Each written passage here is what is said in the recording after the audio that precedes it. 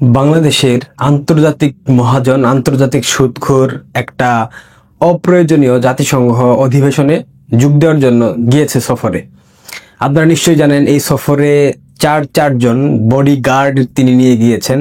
এর মধ্যে বিএনপির সেকেন্ড ইন কমান্ড মহাসচিব মির্জা ফখরুল ইসলাম আলমগীর, জামাতের নায়েবে আমির আবু তাহের এবং বিএনপির আরও একজন নেতা, আরেকজন তাসনিম জারাবি, যাকে সবাই সেক্স বিশেষজ্ঞ হিসেবেই জানে। এরপর এনসিপির আখতার, ডক্টর ইউনূস এবং তার পুষ্য কুকুর ডাস্টবিন শফিককে নিয়ে পেছনের দরজা দিয়ে পালিয়েছেন। যুক্তরাষ্ট্রে পৌঁছানোর পর বিমানবন্দরে যেই অপ্রীতিকর পরিস্থিতির মধ্য দিয়ে তাদেরকে পড়তে হয়েছে, এটা দেখার আগে আমার মনে হয় একজন বাঙালি হিসাবে এটা অনেক লজ্জার। কারণ আলটিমেটলি তারা তো বাংলাদেশকে রিপ্রেজেন্ট করতেছে। এই মুহূর্তে প্রবাসে কোথাও গিয়ে বাংলাদেশের বর্তমান সরকার এবং তাদের আশেপাশের যারা ব্যক্তিবর্গ রয়েছে তারা লাঞ্ছনা বঞ্চনার শিকার হওয়া মানে আলটিমেটলি এটা খুবই নিন্দনীয়।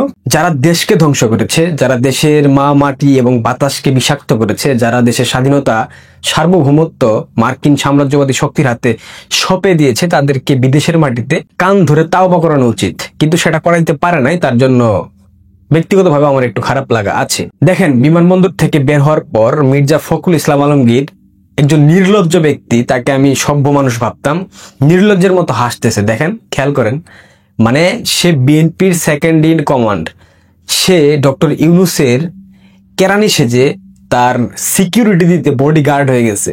এর থেকে লজ্জা বিএনপির আমার মনে হয় না আর কোনো কিছু থাকতে পারে। এবং সেইখানে স্লোগান দেওয়া হচ্ছে, শুনেন, রাজাকারের বাচ্চা আখতার, রাজাকারের বাচ্চা আখতার, তাসনিম যারা, এদেরকে রাজাকারের বাচ্চা বলে অভিহিত করা হচ্ছে। সেখানে মির্জা ফখরুল সাথে, তার মানে রাজাকারের বাচ্চা বলা মানে মির্জা ফখরুলকে রাজাকারের বাচ্চা বলা হচ্ছে। অবশ্য ফখরুল ইসলাম আলমগীরের বাবাই তো চখা রাজাকার, তো তিনি রাজাকার শুনতে অভ্যস্ত, তাকে রাজাকার বললে তার গায়ে লাগবে না, এটা খুব স্বাভাবিক।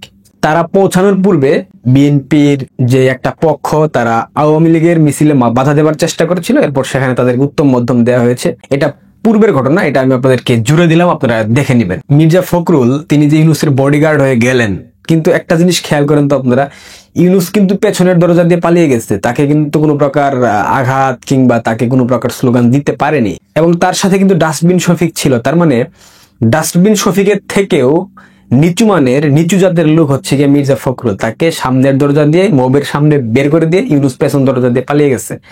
এরপরেও যদি বিএনপির লজ্জা না হয়, তাহলে আসলে এই বিএনপিকে আমাদের বোঝানোর মতো কোনো সামর্থ্য আর নাই। কি মনে হয় এখানে শেষ? এখানে শেষ না। এনসিপির যে জঙ্গি আখতার, দেশদ্রোহী রাজাকারের বাচ্চা আখতারকে একদম ভৈরা দিছে।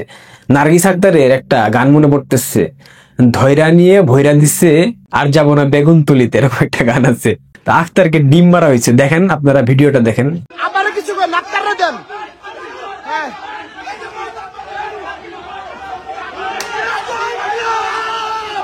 এই যে ডিম মারা, এনসিপির নারী নেত্রী যারা যারা শুধুমাত্র নারী হওয়ার কারণে তাকে সম্মান প্রদর্শন করেছে, যদিও তারা সেই সম্মানের প্রাপ্য নয়।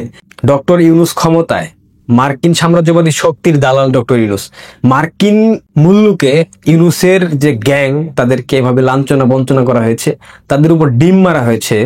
তাহলে একটা জিনিস চিন্তা করেন তো, এদের যখন ক্ষমতা থাকবে না, যখন এরা ক্ষমতা থেকে সরে যাবে, তখন এদের পরিণতি কি হতে পারে? Think it deeply. কি হতে পারে?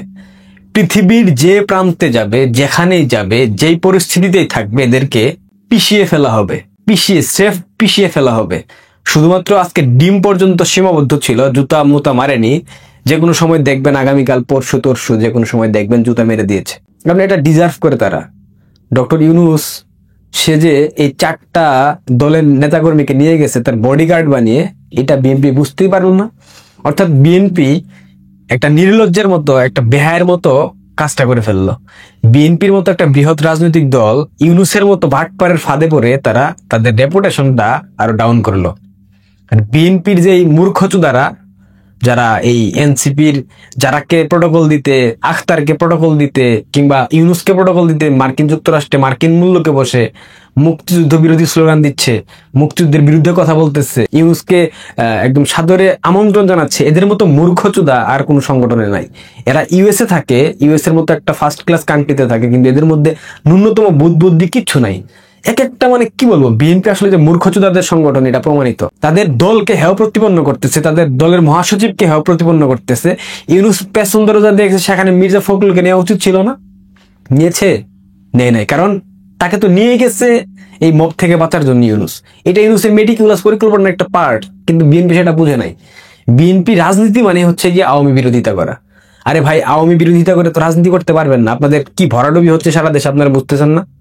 আপনাদের কি মনে হয় আগামী নির্বাচনে ক্ষমতায় আসবেন? মক্কা দিল্লি অনেক দূর, এত সহজ না।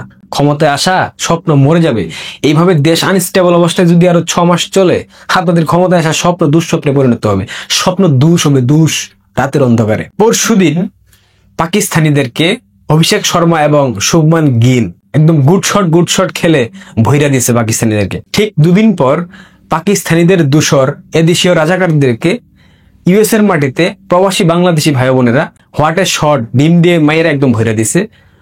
দুই দলকে ধন্যবাদ, ভারতকেও ধন্যবাদ পাকিস্তানকে ভরে দেওয়ার জন্য, আর প্রবাসী বাঙালিদেরকে ধন্যবাদ ইউনূস গংকে ভরে দেওয়ার জন্য, আখতারের মতো জঙ্গিকে ভরে দেওয়ার জন্য। আবারও বলতে হয়, what a shot, excellent shot, perfect timing. প্রিয় দর্শক, ভালো থাকবেন, সুস্থ থাকবেন, সাবস্ক্রাইব করবেন, লাইক কমেন্টস শেয়ার করবেন। ধন্যবাদ।